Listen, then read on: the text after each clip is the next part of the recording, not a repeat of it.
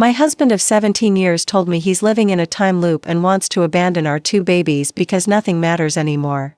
Then he packed his bags and left me alone with a 2-year-old and a 5-month-old, claiming he'd done this exact same thing 1,000 times before. I'm Quinley, I'm 34 years old, and 3 days ago I watched the man I thought I knew completely shatter into pieces right in front of me. What I'm about to tell you sounds like science fiction, but I promise you every word is true. This isn't about drugs or affairs or money problems. This is about watching someone you love disappear into their own mind, and being powerless to pull them back out. Declan and I met at a community college physics class 12 years ago. I was 22, working part-time at a veterinary clinic while studying to become a vet tech. He was 26, this quiet, intense guy who always sat in the front row and asked the most thoughtful questions.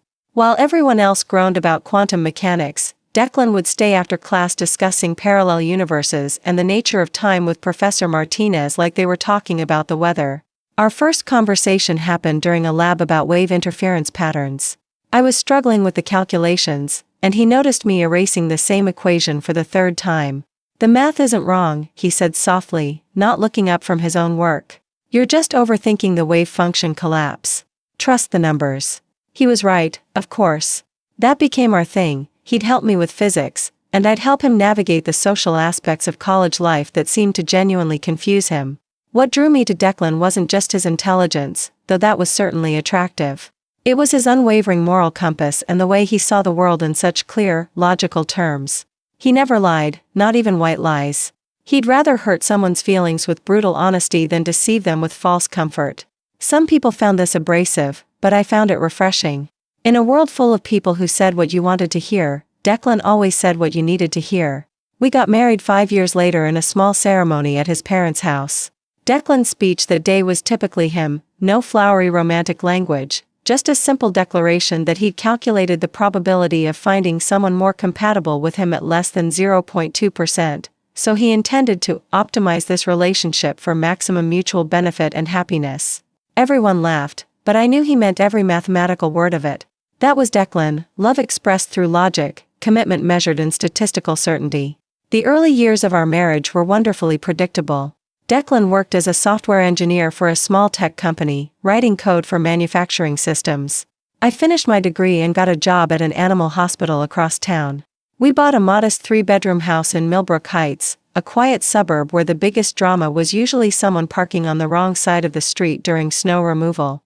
Declan loved the routine, same breakfast every morning, same route to work, same evening walk around the neighborhood at exactly 6:30 p.m.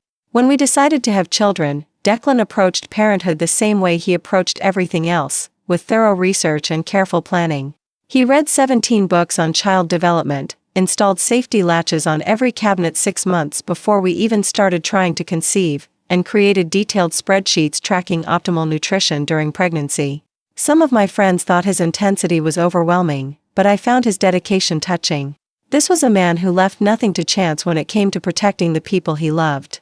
Our daughter Brielle was born 2 years ago, and watching Declan become a father was like seeing him discover a new dimension of himself. He was naturally gifted with children, patient, attentive, never talking down to Brielle even when she was just babbling nonsense. He'd explain the physics behind her spinning toys, read her picture books about space exploration, and spend hours on the floor building elaborate block structures that demonstrated architectural principles. When our son Kieran was born 5 months ago, Declan seamlessly adapted to managing 2 children with the same methodical care he brought to everything else. That's what makes what happened 3 nights ago so completely incomprehensible. The Declan I married, the Declan who fathered my children, the Declan who never made a major decision without consulting probability matrices and risk assessments. That man would never abandon his family based on a delusion. That man would never walk away from his responsibilities. That man would never choose fantasy over reality. But apparently, that man was gone. The first signs that something was wrong started about 6 weeks ago, though I didn't recognize them as warning signs at the time. Declan began having trouble sleeping, which wasn't entirely unusual. He'd always been prone to insomnia when work stress peaked. But this was different. Instead of lying in bed reviewing code problems or planning the next day's tasks, he'd get up and wander around the house, checking and rechecking locks, staring out windows, examining everyday objects like he'd never seen them before. Everything feels familiar, he told me one night when I found him in the kitchen at 2 a.m., holding our coffee maker and turning it over in his hands. Like I've done this exact thing before. Not déjà vu, that's just a glitch in pattern recognition. This is different. This is knowledge. I assumed he was just overtired. New parents don't sleep well under the best circumstances, and Declan had been putting in extra hours at work trying to debug a particularly complex manufacturing control system. Sleep deprivation can make anyone feel disoriented. I made him chamomile tea and suggested he take a few personal days to rest. Rest won't help, he said, still examining the coffee maker with that strange, focused intensity. Time doesn't work the way we think it does, Quinley. Linear progression is an illusion. We're not moving forward through moments, we're cycling through them. At the time, I chalked it up to him spending too much time thinking about quantum physics. Declan had always been fascinated by theoretical concepts that went over my head, and when he was stressed, he tended to retreat into abstract intellectual discussions. I kissed his forehead and told him to come back to bed, that whatever philosophical crisis he was having could wait until morning. The second incident happened 2 weeks later. We were at the grocery store, a routine Saturday morning trip we'd made hundreds of times before. Declan was pushing the cart while I gathered items from our usual list. Suddenly, he stopped dead in the middle of the cereal aisle, staring at a display of corn flakes with an expression I'd never seen before, not confusion exactly, but a kind of terrible recognition. "We've been here before," he whispered, loud enough for other shoppers to hear. "Not similar circumstances, this exact moment. You're about to ask me if we need more milk. Then you'll remember we bought 2 gallons yesterday. Then you'll laugh and say your brain is still running on baby time." I felt a chill run down my spine, because he was right. I had been about to ask about milk, and we did have 2 gallons at home that I'd forgotten about. But that wasn't supernatural. That was just the predictable chaos of managing a household with 2 young children. Anyone could have made that logical prediction based on our shopping patterns. "Declan, that's not time loops. That's just you knowing me well enough to predict what I might say," I explained gently. "We've been married for 5 years. Of course you can anticipate my thought processes." But he wasn't listening. He was staring at the other shoppers now, his eyes tracking their movements with clinical precision. "Mrs. Henderson will turn the corner in 12 seconds with a cart full of frozen dinners. The teenager with the red backpack will ask his mom for money for energy drinks. The elderly man by the bread display will drop his shopping list and won't be able to bend down to pick it up." I wanted to dismiss it as coincidence, but then all 3 things happened exactly as he'd described. Mrs. Henderson appeared with her cart of frozen meals. The teenager approached his mother asking for energy drink money. The elderly man's list fluttered to the floor, and he stood there looking helplessly down at it until a store employee came to help. "Lucky guesses," I said, though my voice sounded uncertain even to myself. "You're observant. You notice patterns other people miss." Declan turned to look at me with an expression that was equal parts pity and frustration. "Pattern recognition doesn't account for precognitive knowledge, Quinley. I'm not predicting these events, I'm remembering them. We've lived this exact day before. Multiple times." That night, I started researching symptoms of mental health conditions online. I knew Declan had some autistic traits, difficulty with social cues, preference for routine, intense focus on specific interests, but those weren't new developments. This feeling of reliving experiences, this conviction that he could predict future events, this was something different. Something concerning. The internet, of course, provided both too much information and not enough. Articles about déjà vu, psychotic episodes, temporal lobe seizures, and a dozen other potential explanations filled my browser history. But nothing quite matched what Declan was describing. Most sources emphasized that genuine delusions of time repetition were relatively rare and usually accompanied by other symptoms like auditory hallucinations or paranoid thinking. Declan wasn't hearing voices. He wasn't suspicious of neighbors or convinced that government agents were monitoring him. His delusions were specifically focused on this idea of temporal cycling, this belief that we were somehow trapped in a repeating loop of experiences. In every other aspect of his life, he remained completely logical and functional. He went to work, took care of the children, handled household responsibilities, all while maintaining this quiet, growing conviction that none of it was happening for the first time. The breaking point came 3 nights ago, during what should have been a routine discussion about our homeowners association meeting. We'd received a notice about proposed changes to the neighborhood landscaping requirements, and I mentioned that we should attend the meeting to voice our opinion about the new restrictions on garden gnomes and decorative lighting. It doesn't matter what we say at the meeting, Declan replied without looking up from feeding Kieran his evening bottle. We'll sit in the community center. Mrs. Patterson will complain about the Davidson's wind chimes for exactly 4 minutes and 30 seconds. Then Mr. Chen will make his motion to table the discussion until next month. The vote will be 7-3 in favor of tabling. Nothing will be decided. I felt that familiar chill of recognition. The specificity of his prediction, the casual certainty in his voice, it was like the grocery store incident all over again, but more detailed, more confident. How can you possibly know all that? Because I've been to this meeting before, Quinley. 17 times now. Same room, same people, same arguments, same outcome. We always think this time will be different. We always think we can change the result by speaking up more forcefully or arriving earlier or sitting in different seats. But the loop always resets. The variables always realign. We always end up back at this moment, having this conversation, with me trying to explain something you're not ready to understand. The way he said it, so matter-of-fact, so weary, made my blood run cold. This wasn't Declan spinning theoretical concepts or getting lost in abstract thinking. This was Declan stating what he believed to be objective facts about our reality. And the absolute conviction in his voice told me we were well past the point where logic or reasoning could reach him. Declan, listen to yourself. You're talking about time travel, about living the same experiences over and over again. That's not possible. That's not how the world works. He sighed and shifted Kieran to his shoulder for burping, a gesture so natural and fatherly that it made the contrast with his words even more jarring. The world doesn't work the way we think it does. Linear time is a cognitive construct we use to organize experience, but it's not the actual structure of reality. We're consciousness trapped in a causal loop, cycling through the same sequence of events with enough variation to maintain the illusion of forward progress.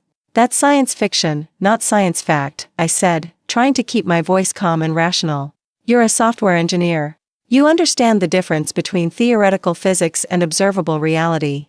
I understand more than you think I do. His voice was getting that flat, distant quality I'd been hearing more frequently. I know that in 3 minutes, Brielle will wake up crying because she had the nightmare about the purple monster. I know you'll go comfort her, and while you're upstairs, I'll put Kieran in his crib and come back to find you've made chamomile tea without asking if I want any. I know we'll sit on the couch and you'll try to convince me to see a doctor because you think I'm having a mental health crisis.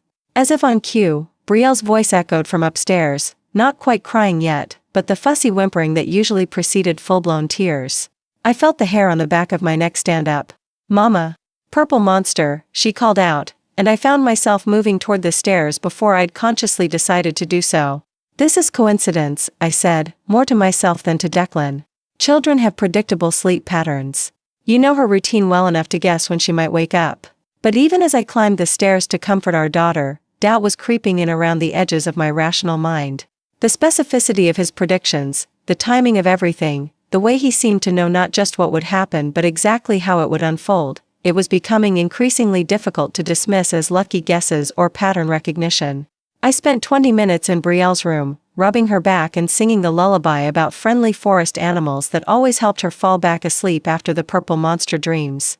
When I came back downstairs, I found exactly what Declan had predicted, Kieran sleeping peacefully in his crib, and a steaming mug of chamomile tea waiting for me on the coffee table. Declan was sitting on the couch, staring at the tea with that same terrible recognition I'd seen in the grocery store. Right on schedule, he said quietly. Now you'll ask me how I knew you'd make tea. Then you'll suggest I talk to someone, Dr. Martinez first, then when I refuse, you'll mention the employee assistance program at work. Finally, you'll say we should call my parents, because you think family intervention might be more effective than medical intervention. My mouth opened and closed without sound. Those had been exactly the 3 suggestions forming in my mind: Dr. Martinez, the EAP counseling service, his parents. The fact that he'd anticipated not just my general concern but my specific planned approach left me feeling like I was trapped in some kind of invisible maze where every path was predetermined. How? I whispered, sinking onto the couch beside him. How are you doing this? I'm not doing anything, he replied. I'm just aware of the pattern now. Conscious of the repetition. It took me dozens of cycles to start noticing the similarities, and dozens more to accept what I was experiencing. But now I can see the entire structure of this loop. Every conversation, every decision point, every seemingly random event, it all follows the same sequence. I wanted to argue with him, to present logical counterarguments, to drag him back to reality through sheer force of reason. But sitting there in our living room, surrounded by all the familiar objects of our normal life, listening to the man I loved describe an impossible situation with calm, mathematical precision, I felt my certainty beginning to crack. Even if that were true, I said carefully, even if we somehow were reliving the same experiences, wouldn't that make them more precious? Wouldn't you want to savor every moment with Brielle and Kieran, knowing how special and rare this time is? Declan looked at me with something like surprise, as if this perspective hadn't occurred to him before. For just a moment, I thought I saw a flicker of the old Declan, the father who read physics books to our toddler, the husband who calculated the statistical probability of our compatibility and chose to commit anyway. But then his expression hardened again, and that flicker disappeared. Precious moments lose their meaning when they repeat infinitely, he said. The first time I held Kieran after he was born, it was the most profound experience of my life. The second time, it was deeply moving. The third time, it was pleasant. By the 10th time, it was routine. By the 20th time, it was mechanical. Now, 47 iterations later, it's just empty motion. The casual way he mentioned 47 iterations made my stomach drop. You think you've lived Kieran's birth 47 times? I think I know I have. I can tell you exactly what Dr. Rodriguez will say when she checks your cervix dilation. I can predict which nurse will comment on Kieran's strong grip. I know that your mom will arrive 37 minutes after he's born carrying flowers from her garden and that sandwich from the deli you like. I've memorized every detail of that day because I've experienced it dozens of times. Tears were starting to form in my eyes, though I couldn't tell if they were from fear, frustration, or heartbreak. Declan, please.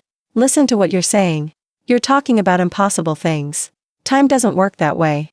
Reality doesn't work that way. Reality works exactly that way, he said with quiet conviction. We just don't usually have conscious access to the pattern. Most people live their entire looped existence without ever becoming aware of the repetition. But something changed for me 6 weeks ago. Some glitch in the reset mechanism. Now I remember. Now I can see.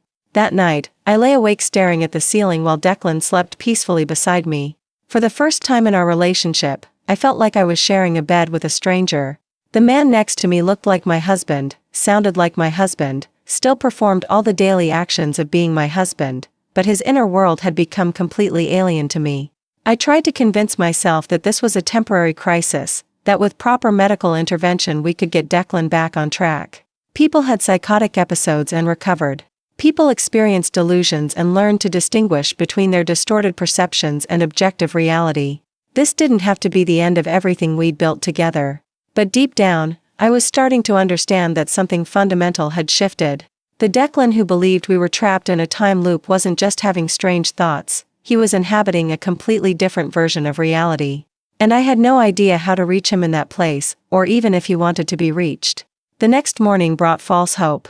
Declan woke up seeming more like himself, quieter than usual, but engaging normally with the children, helping get Brielle ready for daycare, taking his turn feeding Kieran breakfast. I started to think maybe the previous night had been an isolated incident, maybe the stress had peaked and was now receding. How are you feeling today? I asked carefully as he buckled Brielle into her car seat. Like someone who's performed this exact action approximately 200 times, he replied without emotion. But the motions are familiar now, so it's easier. My heart sank.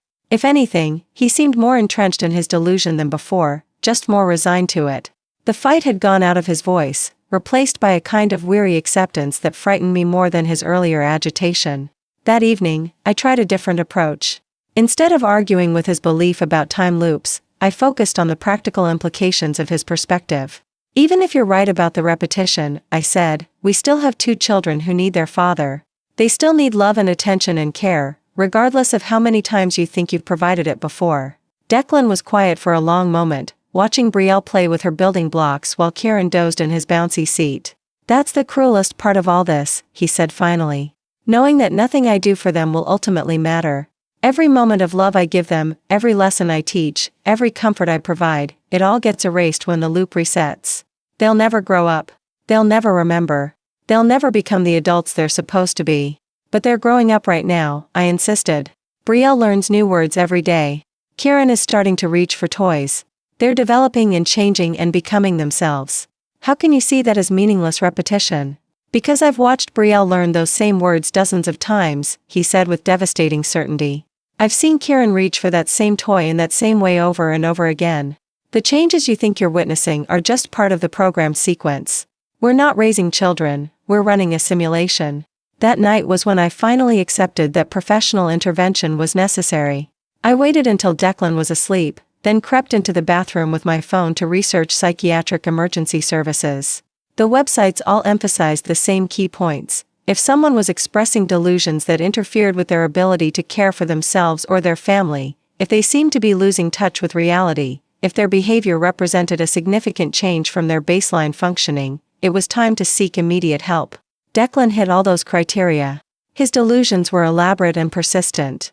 His emotional connection to our children was being eroded by his belief that they weren't real in any meaningful sense. His fundamental understanding of reality had shifted so dramatically that he could no longer function as a partner or father in any authentic way. But I also knew Declan well enough to predict how he'd respond to any suggestion of psychiatric treatment. He'd want to see research papers, statistics, evidence-based treatment protocols. He'd question the qualifications of any mental health professional. He'd argue that his perceptions were more accurate than the consensus reality everyone else accepted, and therefore he didn't need to be fixed. Still, I had to try. I owed it to our children to try everything possible before accepting that their father was permanently lost to us. The conversation I'd been dreading finally happened the next evening, triggered by something as mundane as a homeowners association newsletter. I'd been reading through the meeting minutes when I mentioned to Declan that the Davidson family had apparently decided to remove their controversial wind chimes rather than continue fighting the noise complaints. No, they didn't, Declan said without looking up from his laptop. They'll announce the removal at next week's meeting, but they won't actually take the chimes down. Mrs. Davidson will claim they need to special order different mounting hardware, then she'll stall for 3 more weeks until everyone gets distracted by the Hendersons' fence dispute. I felt that now familiar chill of recognition, but this time I was ready for it. Declan, I need you to listen to me very carefully. What you're describing isn't possible. You can't know what will happen at next week's meeting because next week's meeting hasn't happened yet. Time moves forward, not in circles. He closed his laptop and looked at me with an expression that was equal parts patience and pity. Time moves forward from your perspective because you don't remember the previous iterations. But the structure itself is cyclical. We're having this exact conversation for the 18th time, Quinley. You'll suggest I see a therapist. I'll explain why therapy can't address temporal displacement. You'll threaten to call my parents. I'll point out that they're also trapped in the loop and can't provide any real assistance. Then let's try something different this time, I said, my voice rising despite my efforts to stay calm. Let's break your predicted pattern. Let's go to the hospital right now and get you evaluated by someone who understands brain chemistry and psychological conditions. Declan's expression didn't change. We tried that in iteration number 12. The emergency room psychiatrist diagnosed me with acute psychosis and prescribed antipsychotic medication. I took it for 6 weeks. The drugs made me feel disconnected and foggy, but they didn't change the fundamental structure of reality. When the loop reset, we were right back here having this same conversation, and I had to go through the entire psychiatric evaluation process again. The specificity of his false memory was staggering. He could describe the layout of the emergency room, the psychiatrist's appearance, the side effects of the medication, all with perfect clinical detail. But none of it had actually happened. None of it was real. Declan, please, I begged, abandoning all pretense of rational discussion. I don't care if you think we've had this conversation before. I don't care if you think the doctors can't help you. Our children need their father. I need my husband. Whatever is happening in your mind, we can work through it together. But you have to be willing to get help. For a moment, something shifted in his expression. I saw a flash of the old Declan, the man who'd calculated the probability of our compatibility, the father who read physics textbooks to our daughter, the partner who'd never made a major decision without consulting me first. He looked at our children, sleeping peacefully in their respective rooms, then back at me with something that might have been regret. I've tried, Quinley, he said quietly. In 17 different iterations, I've tried every possible variation of cooperation. I've taken the medications, attended the therapy sessions, participated in family counseling, submitted to brain scans and blood tests and psychological evaluations. None of it changes anything, because the problem isn't chemical or neurological. The problem is ontological. We're trapped in a temporal structure that medical science doesn't acknowledge and therefore can't address. That was the moment I realized I was completely alone in this nightmare. The man sitting across from me wasn't my husband anymore. He was someone wearing my husband's face, speaking with my husband's voice, but operating from a completely different understanding of what was real and what was possible.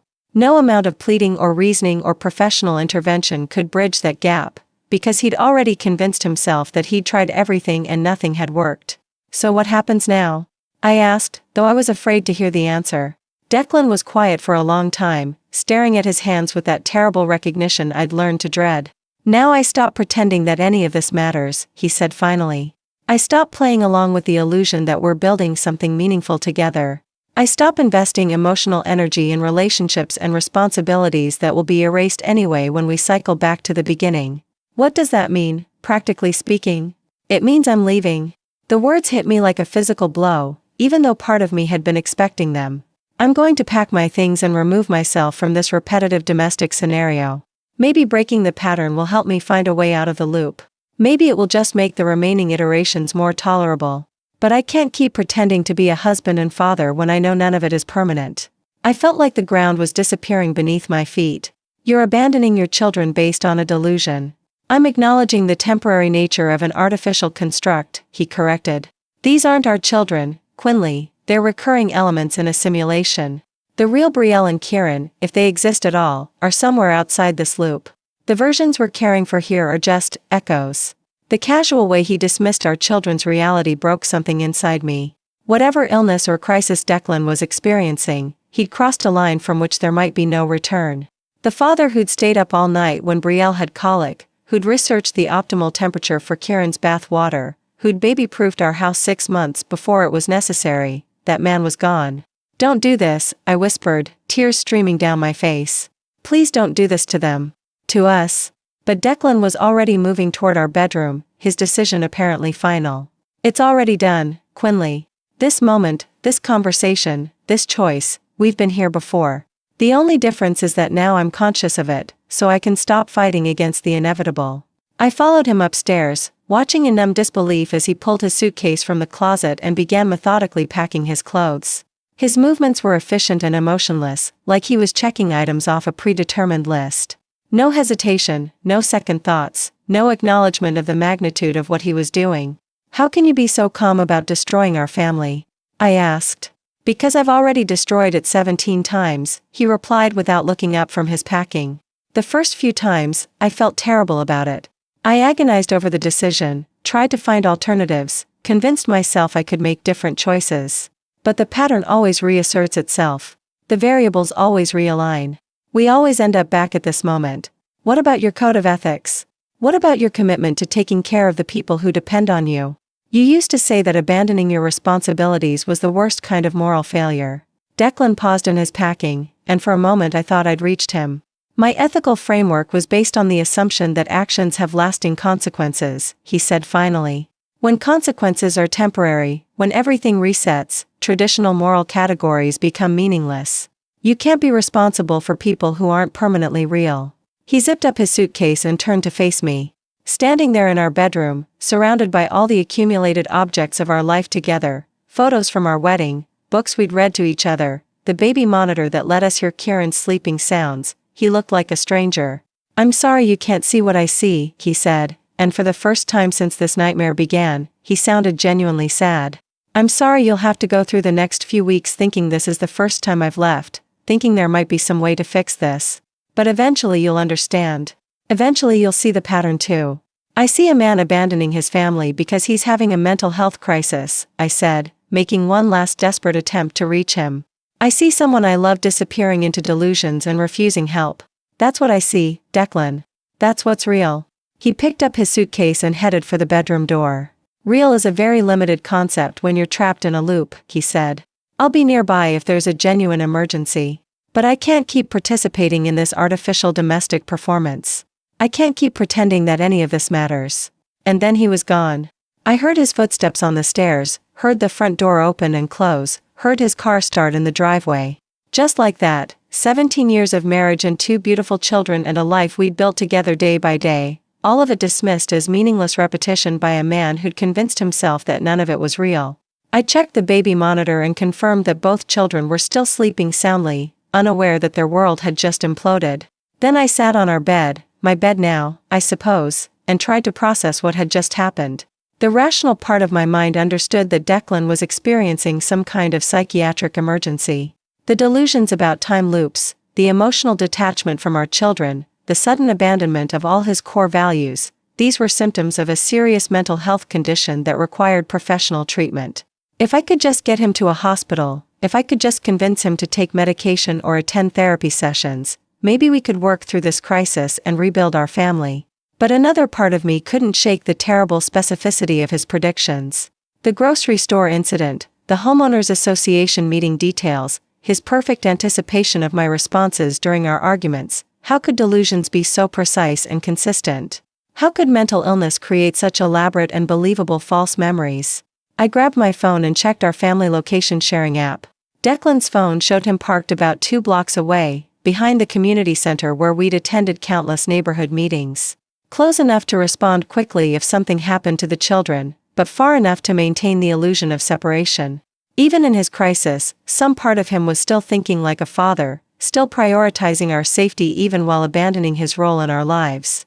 Over the next few hours, I called everyone I could think of who might be able to help.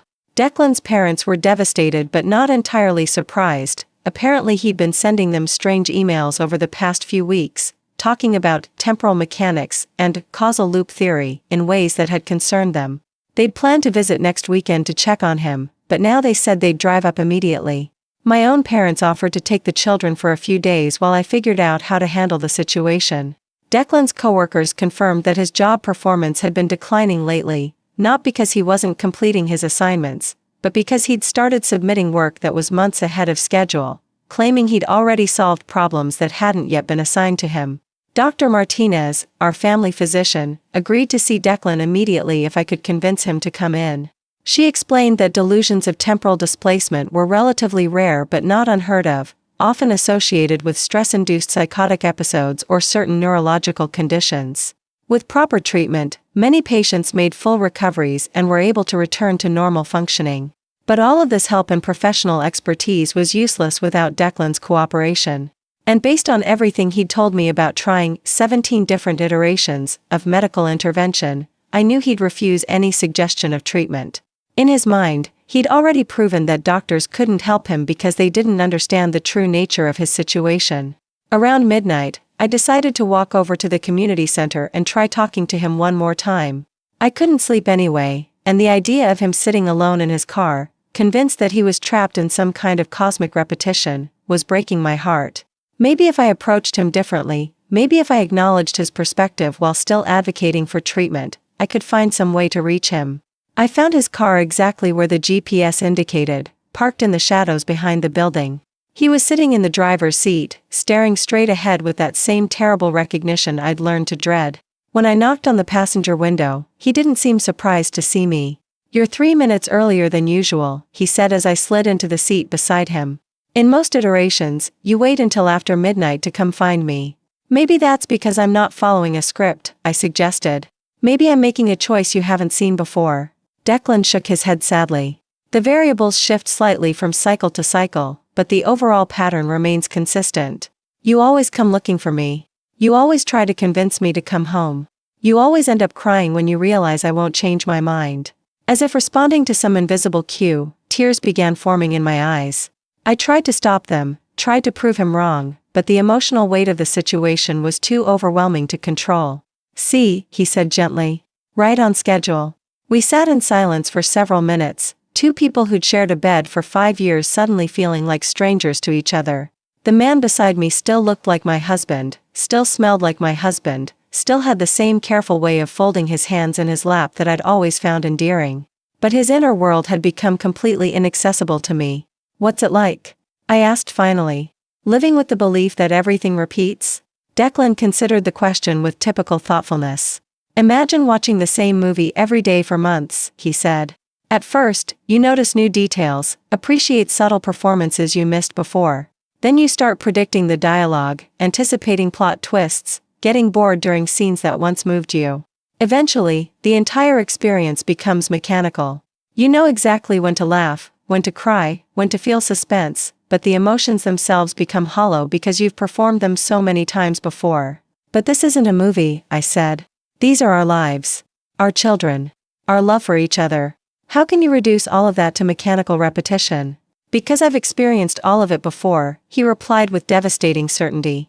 I know exactly how Brielle's face will look when she takes her first steps.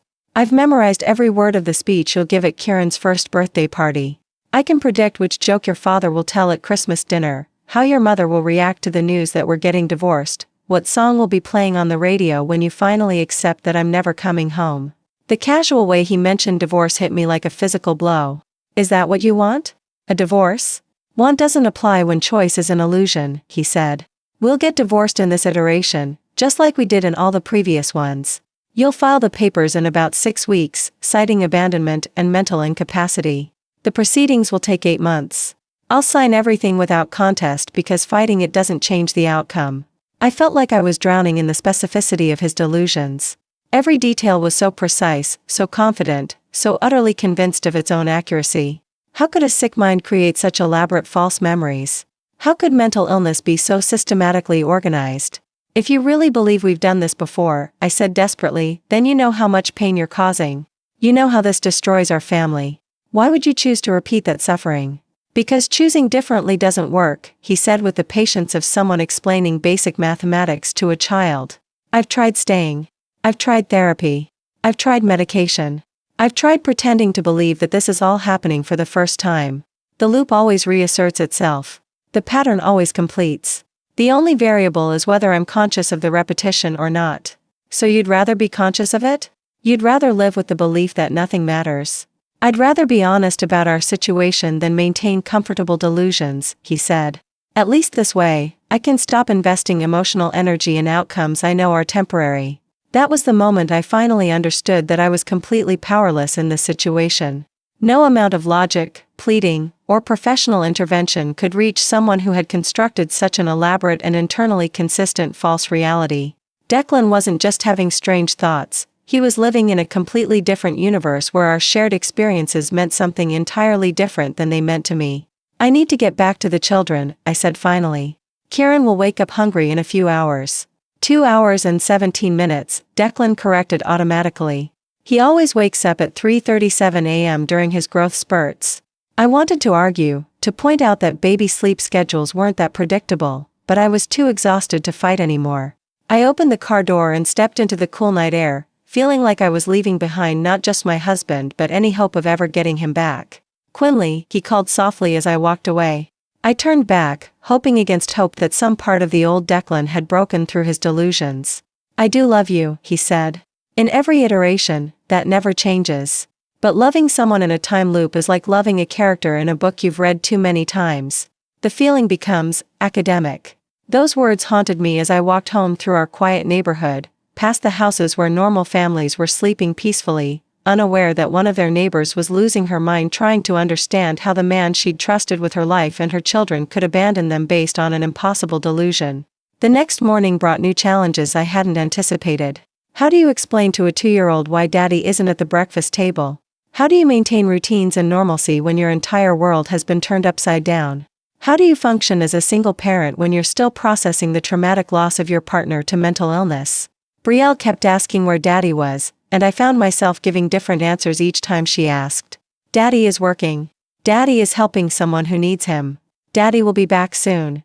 Each lie felt like a small betrayal, but I couldn't figure out how to explain the truth to someone who still believed in magic and monsters and happy endings. My parents arrived that afternoon, taking over childcare duties while I tried to figure out practical next steps. Do you call in sick to work when your husband has a psychotic break? Do you cancel the children's doctor appointments? Do you keep paying the joint credit card bills? The mundane logistics of family life suddenly became overwhelming when filtered through the reality of Declan's absence. His parents showed up that evening, looking shell-shocked and confused. Margaret and Frank had always been quiet, practical people who approached problems with the same methodical logic as their son. But this situation defied their usual problem-solving strategies. He sent me an email last week about parallel universes, Frank said, showing me his phone. I thought he was just sharing an interesting article he'd read. but looking at it now, the email was vintage Declan, precisely written, thoroughly researched, completely logical within its own framework. He'd included links to scientific papers about temporal mechanics, quantum loop theory, and the mathematical possibility of closed time-like curves. To someone unfamiliar with his recent crisis, it would have seemed like intellectual curiosity rather than evidence of delusion. Has he ever shown signs of mental illness before? Margaret asked. Depression, anxiety, anything that might explain this sudden change? I found myself defending Declan even as I acknowledged his current crisis. He's always been intense and focused, I explained. Some autistic traits, maybe mild ADHD, but nothing that interfered with his functioning. He's been a wonderful husband and father. This is completely out of character for him. We spent the evening comparing notes, trying to piece together a timeline of when Declan's thinking had started to change. The consensus was that something had shifted about 6 weeks ago, shortly after Kieran's birth created additional stress in our household. But none of us could identify a specific trigger event, no head injury, no medication changes, no major life trauma that might explain such a dramatic psychological break. We should have him involuntarily committed, Frank said finally. If he's having delusions this severe, if he's abandoned his family, that's grounds for emergency psychiatric intervention. The suggestion made sense logically, but I knew it wouldn't work practically. He's not presenting as an immediate danger to himself or others, I explained. He's still functioning, he's just functioning based on a different understanding of reality. The threshold for involuntary commitment is pretty high, and I don't think he meets the criteria. Plus, based on everything Declan had told me about trying medical intervention in previous iterations, I suspected he'd developed sophisticated ways to present as rational and competent to mental health professionals. Someone experiencing elaborate delusions about time loops might be perfectly capable of passing a basic psychiatric evaluation, especially if they'd convinced themselves they'd already been through the process multiple times. Over the following days, I developed a strange routine of checking the family GPS app to monitor Declan's location. He seemed to be moving around town normally, going to work, stopping at the grocery store, even visiting the library. From the outside, his behavior probably looked perfectly ordinary. The only evidence of his crisis was his absence from our family life and his conviction that none of his actions had permanent consequences. Work became my refuge during this period. Dealing with sick animals and worried pet owners provided a welcome distraction from the impossible situation at home.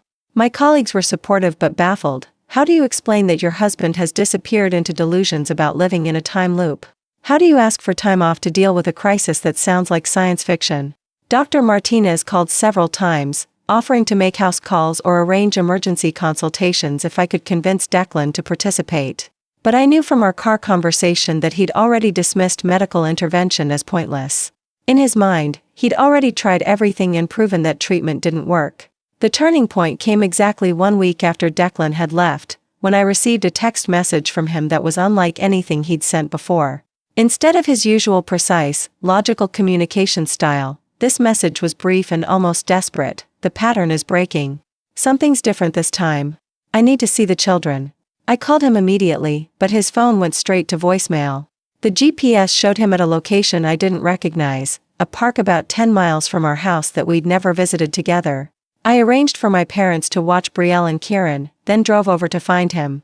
I found Declan sitting on a bench near a playground, staring at a group of children on the swings with an expression I'd never seen before, not the terrible recognition that had become familiar, but something closer to confusion or surprise. When he saw me approaching, he looked almost relieved. "They're not following the script," he said without preamble. "Those children. They're doing things I haven't seen before. Playing games I don't remember. Saying words that aren't part of the pattern."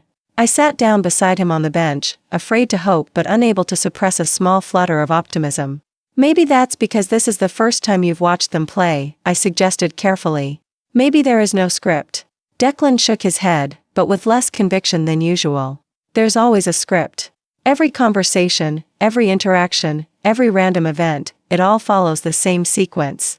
But today," he gestured toward the playground where a little girl was trying to teach a boy how to pump his legs on the swing. "I've never seen that before. That exact interaction, those specific words, it's not part of any previous iteration. Or maybe," I said gently, "there never were any previous iterations. Maybe what you're experiencing right now is actually happening for the first time. For a long moment, Declan didn't respond. He just watched the children playing with an expression that was equal parts wonder and fear. "If this is the first time," he said finally, "if none of it repeated before, then I've abandoned my family based on a delusion. I've destroyed everything that matters to me because of false beliefs about the nature of reality." The fact that he was even considering this possibility felt like a miracle. "It's not destroyed," I said quickly. "Nothing is destroyed that can't be rebuilt. The children still need their father. I still need my husband. If you're starting to see that this might be real, that our life together might actually matter, then we can work through this together." Declan looked at me with an expression that was heartbreakingly vulnerable. "What if I'm wrong about the loops? What if I've been having some kind of breakdown and just convinced myself that I'd experienced everything before? What if I've abandoned my children, my real children, for no reason at all?" "Then we get you help," I said firmly. "We see doctors, we try medications, we do therapy, we figure out what happened and how to prevent it from happening again. But first, you come home. You see Brielle and Kieran. You remember why they're worth fighting for, regardless of whether this is the first time or the 100th time you've held them." The drive home was quiet, both of us afraid to hope too much but unable to suppress the possibility that maybe, somehow, we were going to find our way through this nightmare. Declan kept commenting on small details that seemed unfamiliar to him: a new house for sale sign, a different pattern of traffic lights, construction work that he claimed wasn't part of any previous cycle. When we walked through the front door, Brielle looked up from her toys and ran toward us shouting, "Daddy," with pure, uncomplicated joy. Declan caught her in his arms and held her close, and I saw tears streaming down his face. "She's heavier than I remember," he whispered. "She's learned new words. She's grown." "Because time has passed," I said softly. "Because she's a real little girl who's been missing her father." Kieran was napping in his bouncy seat, and when Declan leaned down to examine him, his expression was one of amazement. "He looks different too. Older. His hair is getting thicker. His face is changing shape. Because he's 5 months old now, not the newborn you've been remembering," I explained. "Because he's been growing and developing while you've been away." That evening, we had the first normal family dinner we'd shared in over a week. Declan was quiet but present, helping feed the children, asking questions about their daily routines, marveling at small developments he'd missed during his absence. He kept commenting on details that seemed new to him, as if he was experiencing our family life with fresh eyes. "I think I need help," he said after we'd put the children to bed. "Professional help. I've been so convinced that I understood the structure of reality, but if I was wrong, if I've been delusional this whole time, I need to understand what happened to me." The relief I felt was overwhelming. After weeks of watching him retreat into an impossible belief system, after days of fearing I'd lost him permanently, hearing him acknowledge the need for treatment felt like witnessing a miracle. Dr. Martinez was able to see us the next morning. She listened carefully as Declan described his experiences over the past 6 weeks, the growing conviction that he was reliving the same events, the detailed false memories of previous iterations, the emotional detachment that had led him to abandon his family. She asked thoughtful questions about his sleep patterns, stress levels, and family history of mental illness. "What you're describing sounds like a stress-induced psychotic episode," she explained. "The birth of your second child, combined with work pressures and sleep deprivation, may have triggered a temporary break from reality. The good news is that these episodes are usually treatable, and most people make full recoveries with appropriate intervention." She referred us to a psychiatrist who specialized in postpartum mental health issues in fathers. Apparently, new dads were more vulnerable to psychiatric crises than most people realized. The psychiatrist, Dr. Chen, was able to see Declan that same afternoon. Dr. Chen confirmed Dr. Martinez's preliminary diagnosis and started Declan on a low dose of antipsychotic medication to help clear his thinking. He also recommended intensive therapy to help Declan process his experiences and develop coping strategies for managing stress and sleep deprivation. The medication worked faster than anyone expected. Within just a few days, Declan was talking about his time loop period with embarrassment and confusion rather than conviction. He could remember believing absolutely in the reality of his delusions, but he could no longer access the feeling of certainty that had made them seem so true. "It's like waking up from a very vivid dream," he explained to Dr. Chen during one of their sessions. "I can remember all the details, all the false memories of previous iterations, but I can't recapture the emotional conviction that made them feel real. It's terrifying to think how completely I believed in something that was entirely fabricated by my own mind." Recovery wasn't instant or linear. Declan struggled with guilt about abandoning us, fear about his mental stability, and anxiety about the possibility of future episodes. He had to learn to trust his own perceptions again, to believe that his experiences were happening for the first time rather than repeating from some cosmic script. But gradually, day by day, we rebuilt our family life. Declan returned to work part-time while continuing therapy. He took over nighttime feedings with Kieran, claiming he wanted to make up for the time he'd lost during his crisis. He read bedtime stories to Brielle with renewed appreciation for her growing vocabulary and developing personality. The children, thankfully, were young enough that Declan's absence hadn't created lasting trauma. Brielle accepted his return with typical toddler resilience, and Kieran was just happy to have someone else available for middle-of-the-night comfort sessions. It's been 3 months now since Declan's crisis began, and 6 weeks since he started treatment. He's still taking medication and seeing Dr. Chen twice a week, but his functioning has returned to normal. More than normal, actually. Going through such a severe psychological crisis has given him a new appreciation for the reality and permanence of our daily experiences. "I never want to take any of this for granted again," he told me recently while watching Kieran practice sitting up unsupported. "Even the difficult moments, the crying, the sleepless nights, the mundane domestic responsibilities, it's all precious because it's real and it's ours and it's happening for the first and only time. The experience has changed our relationship in ways I'm still processing. On one hand, I have a deeper understanding of Declan's vulnerabilities and a new appreciation for the fragility of mental health. On the other hand, I've learned that I'm stronger than I thought I was, capable of holding our family together even when faced with an impossible situation. We've talked extensively about warning signs to watch for in the future. Declan has learned to recognize when his stress levels are getting dangerously high, and I've learned to distinguish between his normal analytical tendencies and the kind of rigid thinking that preceded his crisis. We have emergency plans in place, contact information for crisis intervention services, and a strong support network of family and medical professionals. The whole experience has also given me a new perspective on the nature of reality and the importance of shared understanding. During Declan's crisis, we were living in the same house, interacting with the same children, going through the same daily routines, but we were essentially living in different universes. The version of reality he inhabited was so different from mine that we could barely communicate across the gap. It made me realize how much we take for granted when we assume that other people are experiencing the world the same way we are. Consensus reality is more fragile than most of us ever consider, and the boundary between sanity and delusion is thinner than we'd like to believe. But it also reinforced my faith in the power of love and commitment to survive even the most impossible circumstances. When Declan was lost in his delusions about time loops and meaningless repetition, some part of him still made sure to park close enough to our house to respond quickly if we needed him. Even when he convinced himself that our children weren't permanently real, he couldn't completely abandon his protective instincts toward them. And when cracks finally appeared in his false belief system, when he started to see evidence that this might be the first and only time we were living these experiences, he was willing to consider the possibility that he'd been wrong. He was willing to come home, to seek help, to rebuild the family he'd almost lost. That's the part of this story that gives me hope, even when I'm scared about the future and worried about the possibility of relapse. Love isn't always enough to overcome mental illness, but sometimes it provides the motivation people need to fight their way back to reality. Declan still talks sometimes about the period when he believed in time loops, but now he discusses it as a fascinating example of how convincingly the mind can construct false realities. He's even started reading academic papers about delusions and psychotic episodes, approaching his own crisis with the same analytical curiosity he brings to everything else. The scariest part wasn't the delusions themselves, he told me recently. It was how rational and consistent they felt from the inside. I had elaborate explanations for every piece of evidence that contradicted my beliefs. I could account for any inconsistency in my theory. The false reality I constructed was internally logical and emotionally satisfying in its own way. That's something I think about a lot as we move forward. How many of our own beliefs and assumptions might be just as false as Declan's conviction about time loops?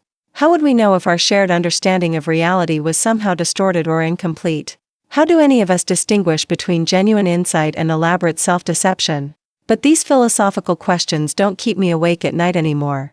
What keeps me grounded is the immediate reality of our daily life: Brielle learning to count, Kieran developing his first teeth, Declan returning to his role as an engaged and loving father.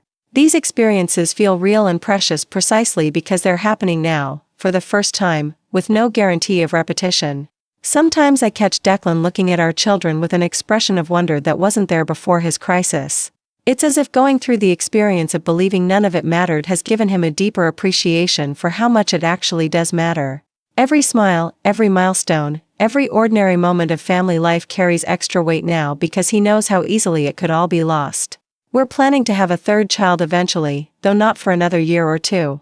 Dr. Chen wants to make sure Declan's recovery is completely stable before we add additional stress to our household. But the fact that we're making long-term plans, that we're thinking about expanding our family, feels like a victory in itself. A few weeks ago, we attended the Homeowners Association meeting that had triggered some of Declan's most vivid delusions. I watched him carefully as we sat in the community center, wondering if being back in that environment would bring back memories of his false predictions about Mrs. Patterson and Mr. Chen and the wind chime controversy. But Declan seemed completely present and engaged with what was actually happening rather than what he thought he'd experienced before. When Mrs. Patterson did complain about noise issues, Declan looked genuinely surprised by the content of her comments. When someone made a motion to table the discussion, he participated in the debate like it was the first time he'd heard the proposal. After the meeting, as we walked home through our quiet neighborhood, he took my hand and squeezed it gently. "Thank you," he said simply. "For what?" "For not giving up on me when I gave up on everything else. For believing that our family was worth saving even when I convinced myself it wasn't real. For holding everything together while I was lost." That night, after we'd put the children to bed and settled into our familiar evening routine, I found myself thinking about time and repetition and the question of what makes life meaningful. Even if we were living in some kind of cosmic loop, even if we had experienced all of this before and would experience it again, wouldn't the love we feel for each other still be real? Wouldn't the joy of watching our children grow still be precious? Wouldn't the simple fact of consciousness itself still be worth celebrating? But those are abstract philosophical questions that don't have practical answers. What I know for certain is that this moment, right now, tonight, with Declan healthy and present and committed to our family, this moment is real enough. It matters enough. It's worth fighting for, regardless of how many times it might or might not repeat. Declan is sleeping peacefully beside me as I write this, and I can hear both children breathing steadily through the baby monitor. Tomorrow we'll wake up and do it all again. The feeding schedules, the diaper changes, the small domestic dramas that make up the substance of family life. And maybe we've never done any of it before, or maybe we've done it 1,000 times. But either way, we'll be doing it together, and that makes all the difference in the world.